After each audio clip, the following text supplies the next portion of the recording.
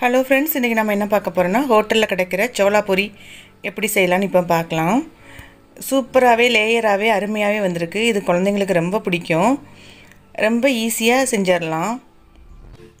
வாங்க எப்படி செய்யலான்னு பார்க்கலாம்.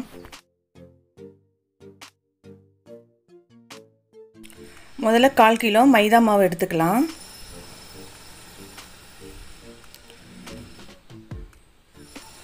ரெண்டு ஸ்பூன் ரவை,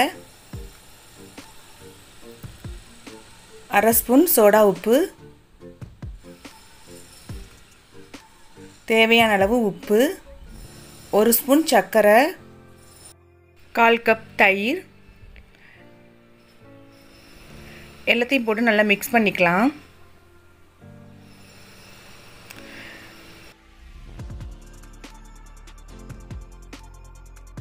இனி கொஞ்சம் கொஞ்சமாக தண்ணி ஊற்றி பூரி மாவுக்கு பிசையுது மாதிரி மாவை பிசைஞ்சிடலாம்.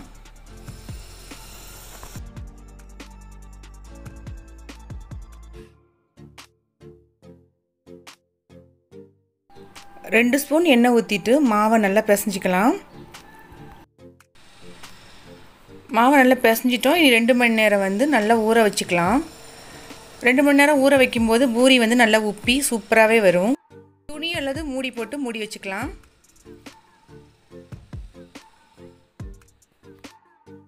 ரெண்டு மணி நேரம் ஆயிடுச்சு. இப்போ பூரி நல்ல மாவு பாருங்கள் எப்படி சூப்பராக உப்பி வந்திருக்குன்னு. நல்லா சாஃப்டாக சூப்பராகவே இருக்குது. இனி நம்ம பூரி போட ஆரம்பிச்சிடலாம்.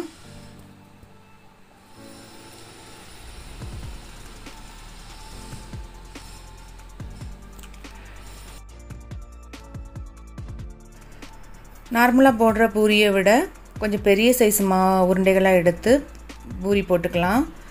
எண்ணெய் அல்லது மாவு தடவி நம்ம பூரி போட்டுக்கலாம்.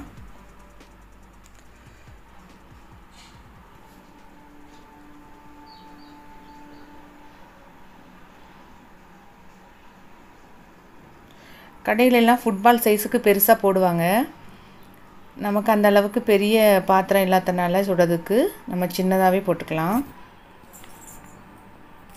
இது டேஸ்ட் வைஸ் பார்த்திங்கன்னா சூப்பராகவே இருக்கும்.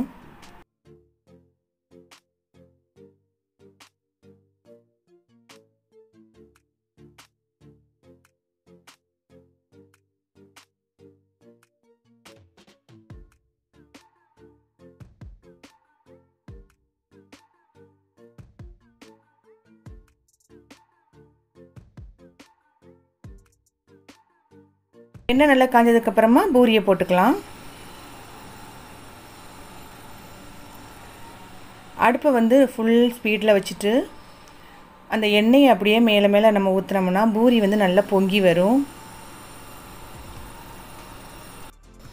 ஒரு பக்கம் நல்லா செவந்ததுக்கப்புறமா இன்னொரு பக்கமும் திருப்பிட்டு நம்ம பூரி எடுத்துக்கலாம்.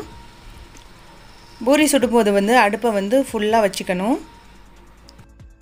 அப்போ தான் எண்ணெய் குடிக்காமல் பூரி நல்லா உப்பி வரும். எப்போவுமே நார்மலான பூரி தான் நம்ம சாப்பிடுவோம். இதே மாதிரி ஒரு நாள் செஞ்சு பாருங்கள், ரொம்ப சூப்பராக இருக்கும். இதுக்கு சன்னா குருமா ரொம்ப டேஸ்ட்டாக இருக்கும். இந்த வீடியோ உங்களுக்கு பிடிச்சிருந்துன்னா உங்களோட கருத்துக்களை இங்கே பதிவு பண்ணுங்கள். அப்படியே சப்ஸ்கிரைப் பண்ணிக்கோங்க. தேங்க்ஸ் ஃபார் வாட்சிங்.